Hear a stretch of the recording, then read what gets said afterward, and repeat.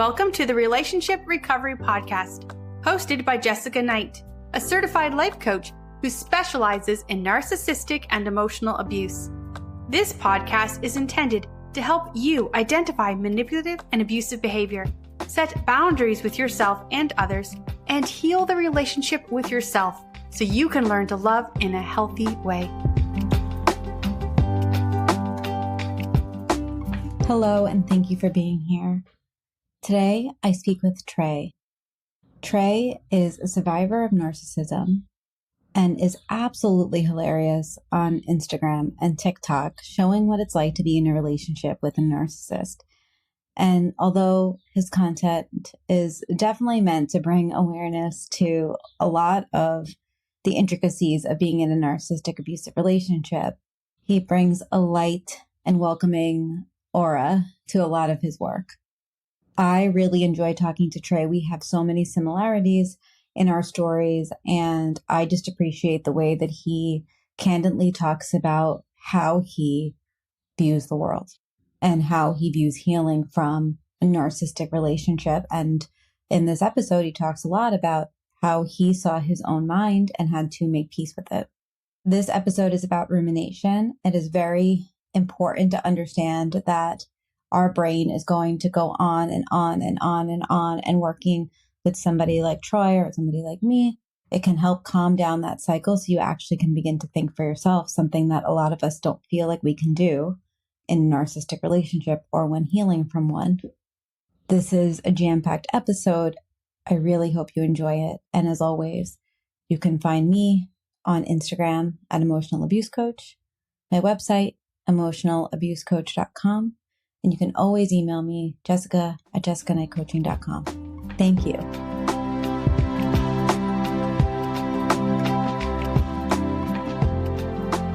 Hi, Trey. Thank you so much for joining me again. Hey, thanks for having me back. I'm excited to be here. Of course. Can you tell us about you, your platform, and what you do, just to give us an intro into who you are? Yeah, so for those of you guys that don't know me, my name's Trey. I'm a narcissistic abuse survivor, and I'm also a doctoral candidate in occupational therapy. And I essentially kind of stumbled into this whole world by accident. It was never planned or never thought I would do anything like this. I want to survive narcissistic abuse. Yeah. And then talk about it online. Yeah. None of this was in the plan at all. But I got into a narcissistic romantic relationship that lasted 18 months. And I mean, I don't really have to go into everything that I went through. If you've looked into narcissistic abuse at all, let's just say I had the whole gamut of it with the exception of physical abuse. Yeah. And cheating, isolation, gaslighting, manipulation, lying throughout the whole thing, all the things. And it just, what I recently started saying, because I finally was able to put it into words, is that it was a catalyst that put me on a journey that I wasn't prepared for. And that was the healing journey for me. I didn't have any tools. I was in therapy. I was very blessed that she acknowledged what narcissistic abuse was, which is kind of rare. But even with that, I just didn't know what to do on a day-to-day basis to reclaim my life and start to reclaim my own thought pattern. And how do I understand why I miss this person that's so terrible that I know I don't want back in my life, but on the other side of the coin, I know I miss them. And it was probably about, I would say, a 5 to 6 month journey for me. And then a couple of months after that, I don't know what possessed me to do it, but I started to, I don't know if you've ever experienced this, but have you ever listened to a song that maybe you've known for forever, but because of recent life experiences, you interpret it a completely different way? Yeah, totally. That song Rise Up, I was so annoyed by when it would come on like the radio and stuff. And then like after I was going through this, I was like, oh my God, I love this song. I love this. It's my anthem. Yeah, I had a similar thing with Katy Perry's song called Dark Horse. I've always liked that song, but I just liked it for like the beat and all of that. And I was listening to it, and I just heard the lyrics, I guess, in such a different way. And I was like, oh my gosh, this completely describes what I went through.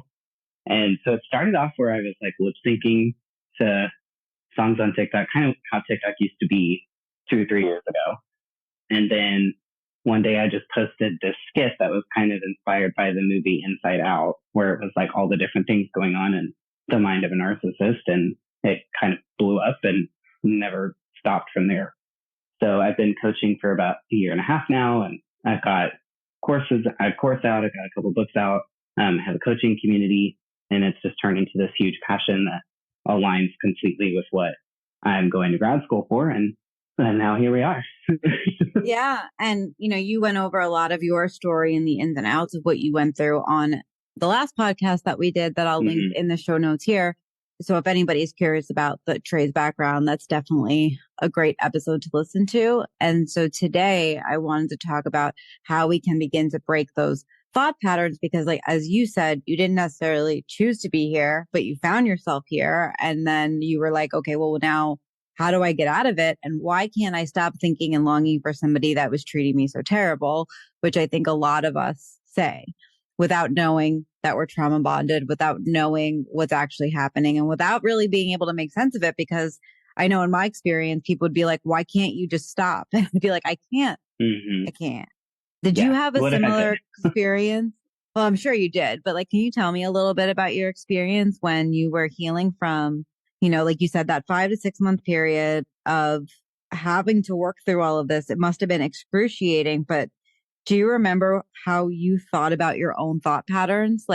Were you like, oh my God, this is ridiculous. Why do I think this? I'm sure it started with some self-judgment. Oh, 100%. Because I've always been an overthinker. I'm a perfectionist by nature. I like to know the ins and outs of things, which I think it's not surprising that I'm going into the field that I'm going into, because I've always loved science and I like knowing how things work. And I just couldn't wrap my head around why he did what he did. I couldn't wrap my head around, how did I even accept all of this? How did I get here? Why did I stay for so long? And what could I have done different that could have made him make better decisions? And it was all really just back on me. But the basis of it was I just couldn't understand it. And what was frustrating was I felt very out of control of my own thought pattern. He was just, as much as I didn't want him to be, he was the first person I thought about when I woke up. He was the last person I thought about when I went to bed, and off and on all day in between. And I just was repeating certain aspects of the relationship over and over again in my mind. I was trying to find answers. And at the same time, because I didn't know anything about these behavior patterns at the time, he was trying really hard to maintain a friendship with me. And I completely fell for it, 100% fell for it. Because even, even for me, I knew I couldn't have him back romantically because of everything that had happened. It was not even it wasn't even a legitimate option for me as far as my family dynamic and my relationship with my kid's mom and all of that. I knew I couldn't. So that was kind of the saving grace for me, because I was kind of held accountable by an outside source of, I can't invite him back into my life romantically, but I couldn't imagine my life without him at the same time. So for me, friendship was the best that it could go, even though there was a part of me that knew he wasn't a healthy person to be around. And I didn't know if I wanted to be friends with him. And I started to find out, because I didn't find out about the cheating till after the breakup. So, I'm like, he cheated, he did this, he was lying about this, and blah, blah, blah. I don't even know if I want to be friends with him, but at the same time, I can't imagine him not being in my life. So even as I'm trying to explain it, I'm sure it's a little bit hard to follow. Well, that's what was going on in my brain. It was hard to follow my own thought pattern. Nothing was making sense. I felt out of control. I hated him at one point, but I still missed him. It was all over the place, and it was exhausting, physically, mentally, spiritually. It was just exhausting. Yeah. Well, I want to touch on something that you pointed out. I know it might be a little off topic, but I think it's important, is that you said he wanted to stay in your life as a friend. And I think that happens a lot, where they're like, I don't want to be with you. Or you're like, no, I can't be with you. I think it's usually the other way. They don't want to be with us. And then but let's stay friends. And I remember for me thinking, first of all, you're an awful friend to all the people that you're friends with. But at the same time, like I was in the same place of like, I can't imagine not being in this person's life. But I think it was like, I also can't imagine not knowing what they're doing. There was something about like that control thing that I noticed that, which isn't me. It isn't inherently me, that I was like, I need to know these things that kept coming up. And I'm curious for you, like when he said, like, I want to stay friends, I wonder, are you in touch with what he was wanting from you? Was he just wanting to have you in his life because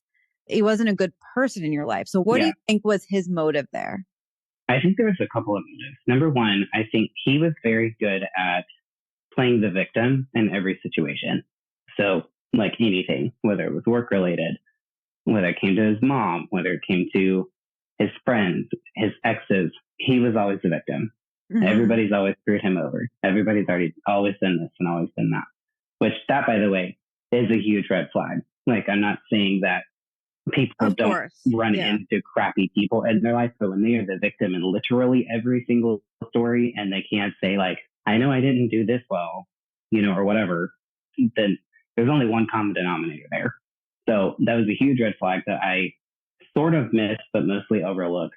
So I think one of it was it helped play into his victim story, because I think he was smart enough to know that I wasn't going to put up with it for very long. Like, I think he was smart enough to know I eventually was going to cut the ties.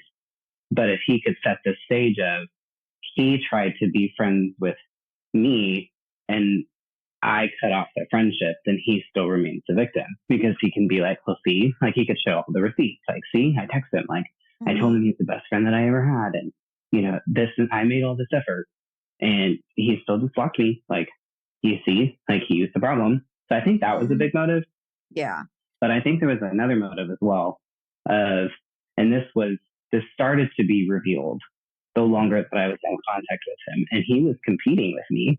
And it was like stupid stuff. Like, I remember, I'm not really big on Snapchat at all. Mm-hmm. Like, I have it, but I rarely use it. And I ended up, this is kind of a sidetrack, but my no contact journey was kind of a progression. So like, blocked him on social media first, but I was still texting and calling or whatever.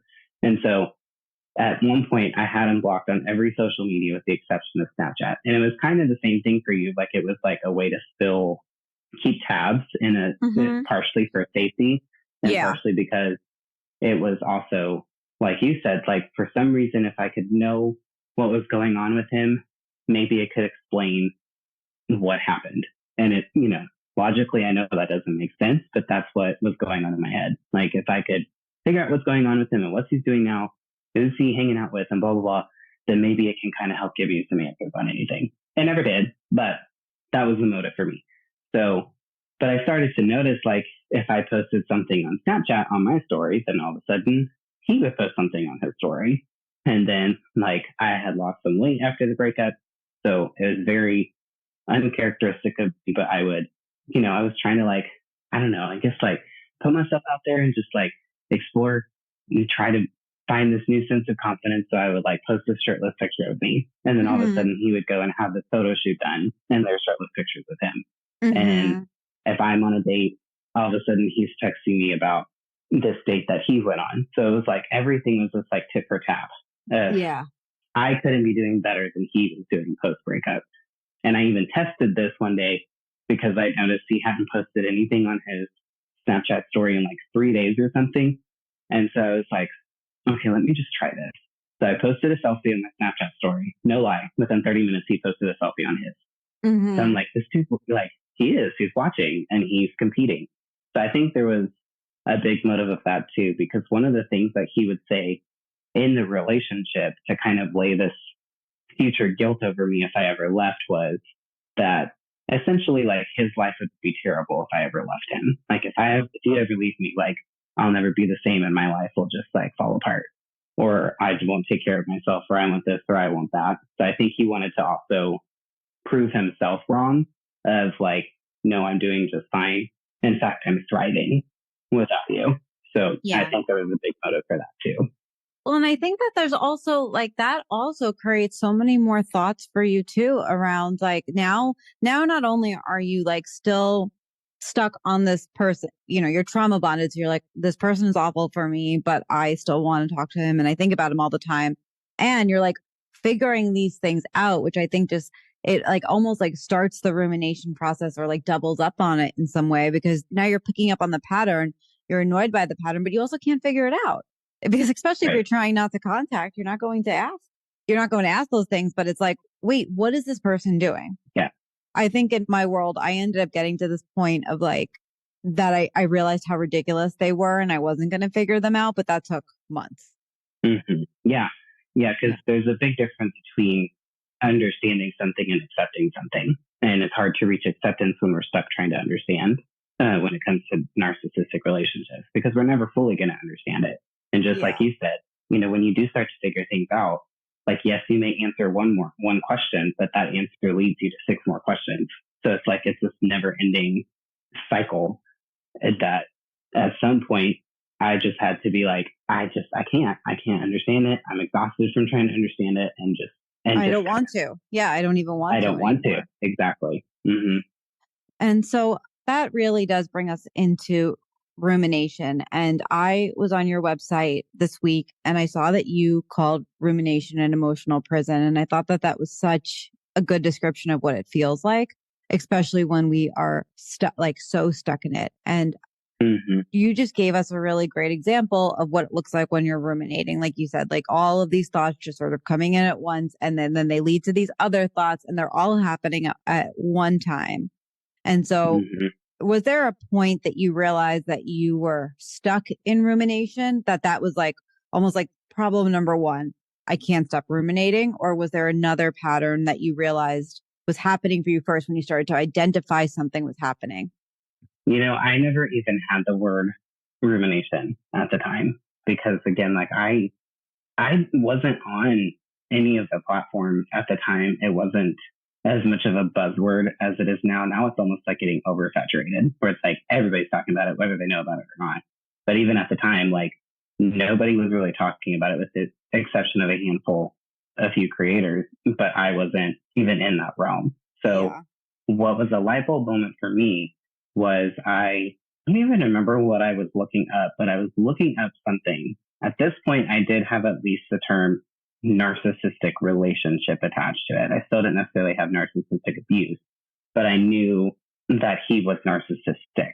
And so I think I was looking at something about like what happens to people who are with a narcissist, or it's a basic Google search like that. And one of the things that I read, which I actually like this description better, they called it the obsessive thinking cycle. Yeah. And that's what it was to me, because it was an obsession. It felt like an addiction. It felt, because if you think about just even in terms of addiction, you're addicted to something because you feel like you can't stop it, and you're powerless to it. And that's what it felt like. And so I actually prefer the term obsessive thinking cycle. It's the same thing as rumination, but I just think that term describes it a lot better. And when I read that, it was like, okay, I'm not crazy, because they're saying right here, this is normal and it's part of the phase of leaving it. And it was very comforting to me, because again, this whole obsessive thinking pattern, like, yes, I've been a chronic overthinker, but when it came to a relationship or a breakup or anything like that, I never experienced this kind of mental chaos like I was experiencing in this one. And so it helped bring some peace to that aspect of like, okay, not only am I not crazy, this is expected and this is normal after what I went through.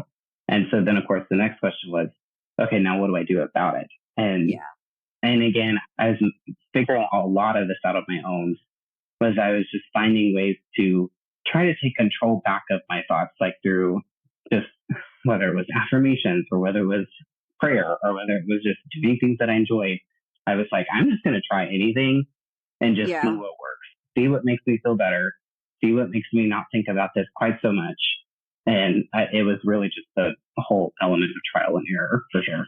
What are some of the things that you tried? Like, I know you just mentioned like prayer, journaling, but like, can you give us a little bit of that laundry list? Yeah. So the thing that actually made the most difference, my therapist had talked to me about this concept. It's very well known in psychology, And actually, ironically, we even just talked about this in my class a couple of weeks ago. And the concept in psych is it's a tool called the wellness wheel. Now, the traditional psychology wellness wheel is more about like a balanced life. So it's like, what's your quality of life? How well balanced are you? You know, in my field, we call it occupational balance. You know, so are you, your physical health looking like? What is your relationship with your family? You know, social, all of that. And for some reason, when my therapist was talking to me about this, I was interpreting it in a form of self-care, but not like how society views self-care, more just like doing things that you enjoy that, you know, if you've heard the phrase, fill your cup. So, and doing it in a way that's balanced and where you're doing it from multiple different avenues. And so I literally created this little spreadsheet on my computer where it was like the days of the week, my categories, and I had like physical health, I had my spiritual life, I had quality time with friends, quality time with family. I was kind of starting to get back into the dating scene. So I think I had dating as a category. And then, which by the way, it was way too soon for me to do that, but that's kind of there. Well, That's another podcast is dating too soon. Yeah, that's another conversation. I should write a course on that too. And then I think another one was like, I put as like my mental health. And so what I would do is every day I would sit down and I would ask myself, how did I take care of myself today? And even if like the only thing I did in my physical health category was I did my nighttime skincare routine, I would put that. If the only thing I did for my spiritual life was I listened to a worship song on the way to work, I would put that. So I gave myself as much credit as I could. And what I would do is in a non-judgmental way, at the end of the week, I would sit down and I would evaluate, okay, how have I taken care of myself this week? Are there areas that I've neglected? What worked really well for me? What maybe didn't? How did I feel after I spent time with my friends? How did I feel after, you know, I have a hard time coming up with an example, but I would just go through everything. Like, how did I feel? Did it make an impact? Did it not?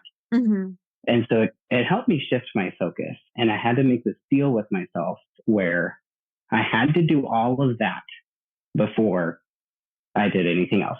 Because even though I was no contact and hadn't blocked on social media, one of the things that was very addictive for me was unblocking and checking or trying to find him on the dating app or whatever it was.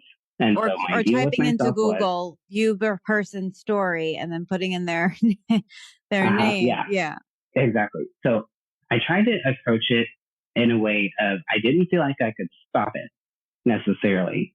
So I was like, okay, if I can't feel like I can stop, then I can at least make myself be productive and take care of myself first before I participate or engage in this that I know is unhealthy for me. And by doing that, after I did all this check-in and I did all this stuff, sometimes I still did go in and unblock them on Instagram or find them on an app or whatever. But the more and more I was doing this, and the more I was putting this into practice, the less and less I wanted to. So I think what worked for me was just meeting myself where I was at, because I didn't set an unrealistic expectation of, oh, I'm going to stop doing all of this tomorrow. That seemed impossible for me. So why would I set that as a goal? I'm just setting myself up to get disappointed and to feel like I failed and self-deprecate and all of that. So I was realistic with myself. Okay, I can't stop it, but I am going to do all this first. I am going to journal before I do that. I am going to make sure that I took care of myself today. And then if I still want to, I'm giving myself permission to. Yeah. And then it just slowly started to dissipate after that. I love what you said about like the way that you framed it, filling up your cup, and the spreadsheet you created reminded me so much of what I do, but it's also what I help people with. And I call it is the pillars of your own personal integrity, and how can you show up for you? And like for you, it's these buckets. And for me, the buckets might have been different, but the point is that like we're putting that attention back on ourselves. You know, for me, it was like, am I getting my nails done? Something that like I do enjoy, that is like the first thing to go when I'm stressed, because I'm like, I don't have time for this, but like it's an act of self-care. Or I need to get outside every day. Like there's like these, we have them. And I love what you said about also asking yourself how it felt, because I think that is such an important piece that comes out of what we went through, is that friends that we may have hung out before, if we're it might not feel good anymore. Now that we're like working on ourselves and we're there for ourselves, we might be doing things that we think we should be doing that just don't feel good anymore. And having the ability to ask yourself that, because I think that also breaks the rumination as well, because now you're like asking yourself about you and not just asking about yourself in relationships to this other person. Yeah. And, you bring up a good point when it comes to like friends and people and all of that. There were people that I had to distance myself from, not because there were some people I distanced myself from because I just straight up didn't trust them. But there was one friend in particular who I knew I could, but she was married to his boss. And I knew that I didn't trust myself enough to like not ask her for updates on like, how's he doing at work? How's he doing it? Blah, blah, blah.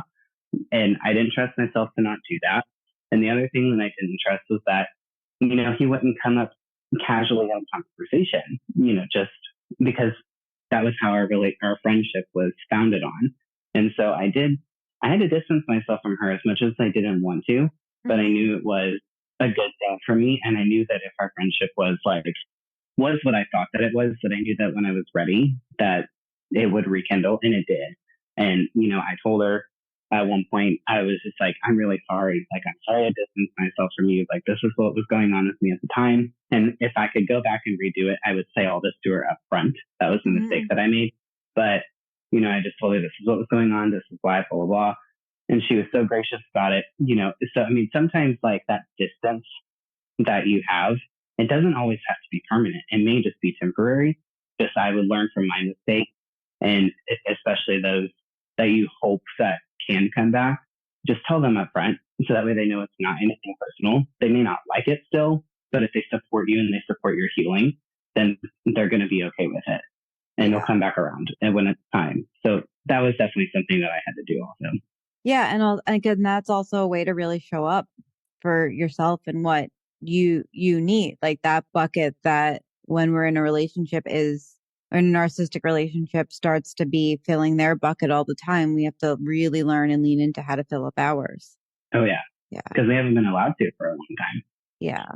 So I know that from our last podcast that a lot of like writing and journaling was also part of breaking the rumination process. Can you talk a little bit about the role of journaling, or the role of like the, writing, or the questions that you asked yourself in terms of breaking rumination?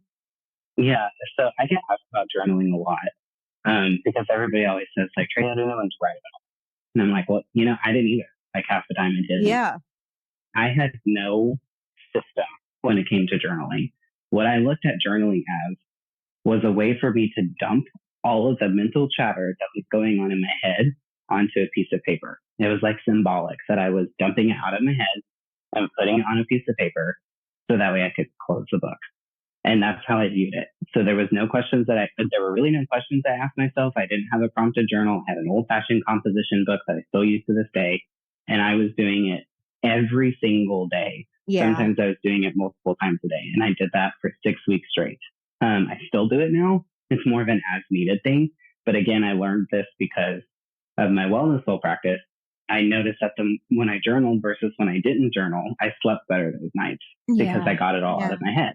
And so now if I am struggling with insomnia or something like that, I evaluate what's going on. I'm probably pretty stressed out with everything going on with school and my business and my kids and like all that. And so I'm like, oh, okay, I'm still journaling. So I do it more as an as needed thing now, but at the time I needed to do it every day. And I'll be honest, there was a day, I'll never forget this. There was a day I sat down to journal. Like I said, it was after about 6 weeks. I just got back from a run and I sat down to do it. And I was just like, you know what? I'm okay. I don't think I need to do this today.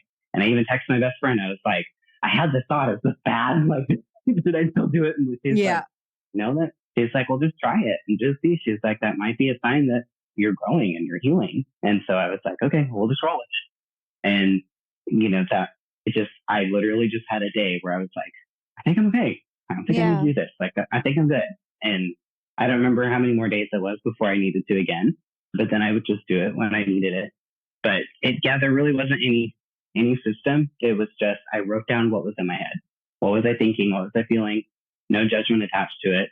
This is just this is how I feel in this moment, whether I'm angry, it's giving whether those I'm thoughts a voice. Like, it's like, absolutely instead of like telling them like, why am I thinking this? It's like, okay, well, that can go down on the paper. Like, why do I keep thinking this? yeah, Like, it's just like, it gets it right. out of your head and puts it Oh somewhere yeah, else.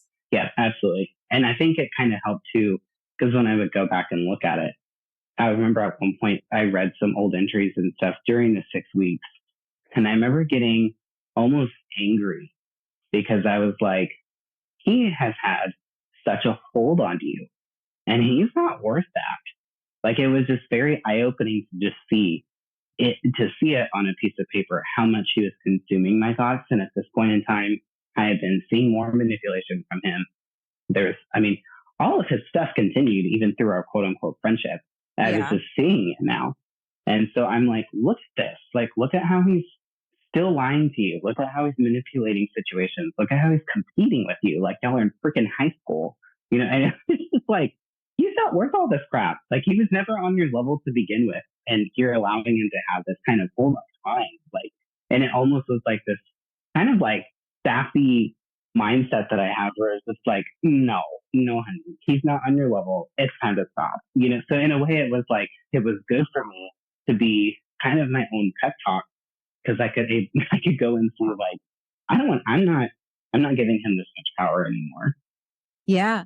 Oh yeah. I had a very similar moment to what you said about like, coming back and journaling and being like, oh wait, I don't have to do this. Like I used to save time every night because that was my strategy. It was like, I'm going to get to the end of the day. Like I'm going to give myself space to think about these things, but I just have to get through the day and then I will have my time. And at the beginning, it was like, I could not wait until that time. And then it was like, all right, I could get to that time. And then it started to be like, I just want to go to sleep. And I actually was like, oh my God, that's so much growth to just be like, I think I just want to go to bed. Like I don't need this hour of crying and venting and writing and speaking out loud and doing all these things. And it helps so much with the process. And when people come to me and say like, well, how do I break it? I think a lot of people, at least a lot of people I work with, they get stuck on the actual writing, like about the actual pen to paper. Or I even say like, talk to yourself in the car. Like that we have to get these thoughts out of our head, but that block is so strong. And what do you think that block is that people have against the pen to paper or the finding different ways to get the thoughts out? I joke with my clients sometimes. I'm like, I know that journaling can feel like homework. Yeah. And they usually laugh because like, I think that is part of the problem is that, it does have this element of where maybe it feels like work or it feels like homework. But just like kind of you touched on, what I tell them is the avenue of journaling is really not important. If you pull out your notes app on your phone and just type everything out and delete it afterward, that's great. You still gave space for you to acknowledge how you feel. I had one client that I don't know if I could ever do this, but it worked for her. And she recorded videos. Like she had sat down almost like you do for a TikTok and she would just talk her feelings out and she kept all the videos, so the avenue of quote unquote journaling isn't the most important part. What the most important part is just to acknowledge what's going on in your head. What feelings do you have associated with this? And don't judge them, because one of the things that keeps us stuck in rumination, and I see it all the time, and I did it myself, is we have this horrible narrative that we say to ourselves of like when we miss them or when we're angry or we're this or we're that, we try to negate those feelings and say that we shouldn't be feeling them. Like, oh, well, he was such a POS. Like, I shouldn't miss him. Yeah. Like, okay, well, that may be true, but like ignoring that feeling isn't going to help you. It's actually going to make it more intense. Or I don't need to be angry over him. He didn't treat me well. Like, well, he didn't treat you well. You should be angry about it. Like, why would you not be? So it's like we did this thing where we try to use our own feelings and our own emotions and say that they're not valid, when the actual opposite, if you just embrace that feeling is there and almost just invite it in, like you're inviting someone over for dinner and have that mindset of, you know what?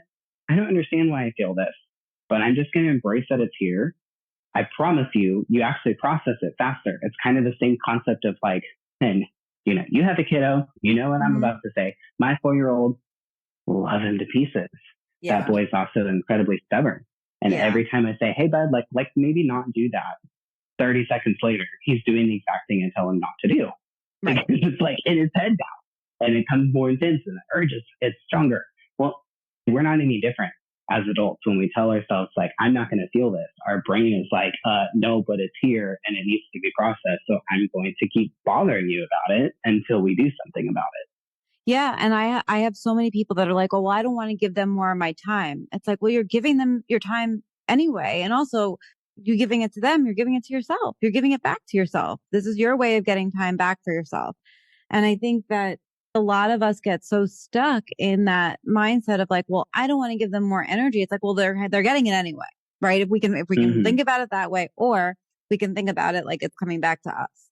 You know what I mean? And that example of the kid it's such a good example, because I actually was on a flight with my kid yesterday. So I spent the, 2 hours being like, stop, and the truth is, it's like, if I probably just let her do whatever the hell she was doing, which in this case was like sitting with her legs up, like she probably would have gotten bored of it and stopped within a minute. But I think it's like that cycle of like, we can be so mean to ourselves instead of just being like, nope, this is where I'm at. Like where I'm at is thinking about this, and I feel like I used to wake up and purge out I call it a thought purge when I just get everything out of my head. I used to do it at night. I used to have to do it during the day, and I still do it during the day. And this is a practice I've always done my whole life. But with healing from abuse, it's been so essential to just be like, I don't even know if these thoughts are real, but I'm allowing them to get out of my head. Yeah. And I think if you've journaled in the past, that helps make this process easier. I think if you've never done it before, then it is going to be harder to pick it up right now, because I was the same way. Like I used to keep a journal. I was never consistent about doing it every day, but I've journaled off and on since I was in college. I already knew the benefits of it for me. And so I just picked it back up. Like at that point, I hadn't journaled in probably over a year, but from lived experience, I knew that it does help. So I think if people also haven't done it for whatever reason, or maybe they tried it in the past and it wasn't the right avenue for them. And you know what? I also tell people journaling may not be the right avenue for you, and that's okay. But if that's not the right avenue, then do a 30-minute, set an alarm on your phone and just ask yourself in that moment, how am I feeling right now? And just acknowledge how you feel in that moment, or whatever. But it is just about giving acknowledgement and credit to how you're feeling. And I think there's also a level of frustration with it, because we don't like admitting that we think about them as often as we do. We don't like that they live in our head rent free. And so it's like, I don't want to acknowledge it. But at the same time, the more that we do, and the more that I don't know, it was kind of like I said, the same thing with my journal. When I went back and I just looked and saw how often I was being consumed by thoughts of him, it actually helped me get to the point of like, I'm done. I'm done with this. I can't do this anymore. So I think it helped me get to that point faster. Yeah. Something that was interesting that happened to me is I started to realize that when I was thought purging, as I would call it, I would consistently write out, I'm tired, or I'm so tired, or I'm exhausted would be the first thing I wrote out. And then I was like, wait, why is that the first thing I write out? Am I tired? Do I actually think this right now? And that was pretty big for me to realize, like, maybe I'm writing down thoughts that I don't actually think anymore about him too. Like if I'm not tired, and if I'm not frustrated, and if I'm not these things, why am I saying it? And so that was pretty important. And that was a pretty important part to be then. With that to happen a while later, where I was able to start to try and question what those thoughts were, rather than just letting them just be like, no, this is it. It's like, what if it's not it? Yeah. Absolutely. So I really, really appreciate you talking through this with me. I think one of the most helpful things that people are going to see is how helpful it was to hear you talk about all the thoughts that you had. Because I think you just, even though you're healed from it, it's like, there's a way that you talked about it that sounds like, you know what, it's like right here. It's so clear, and that people can really resonate with the types of things that you said. So I really appreciate you sharing, the intricacies of your story in talking about this. I also know that you have a program about rumination and how to break rumination. So can you tell us a little bit about that? Yeah, I actually have, most of what I do is kind of centered around that, mainly because this was my biggest struggle and it was hardest to overcome. And it was also the thing that I had the least amount of resources over. So I tell people all the time, like, my goal with all of this is to be the resource that I desperately needed at that time and just didn't have. So I do have one-on-one coaching, and I have like a pretty set out plan with people that can help them with that. But I coach on other things like building self-worth or whatever it may be. But I've coached on that a lot. I also have a group coaching. It's called Unshackled and Set Free. It's four sessions total. And we kind of break it down into 4 different struggles that are commonly linked to rumination. And it's like your emotional management, it's anxiety, managing triggers, the grief that's associated with this, because all this plays and feeds into the rumination. So I have that as well. But probably like the best resource that's absolutely focused the most on rumination is my online course. It's a 7-week course. It's called Narcissistic Recovery Toolkit. And it's a 7-week, it's self-paced, and it gives you strategies to focus on every week. So it's like, okay, here's our topic. What happens to you on a neurological level? Like, that's week 1. Like, this is what happens in the brain. This is why it happens. This is why you're struggling with it. It's normal. It's expected. And here's how we deal with it. And then week 2, you go into the next topic, and here's strategies and all of that. So it gives you a specific focus each week for a total of 7 weeks. And there's also a journal that goes with it. The journal, it's the same title. It's a Narcissistic Recovery Toolkit Reflection Journal. And you can either do it in conjunction with the course, or you can just do it like freestanding on its own. But those 2 things are by far very catered toward specifically struggling with rumination.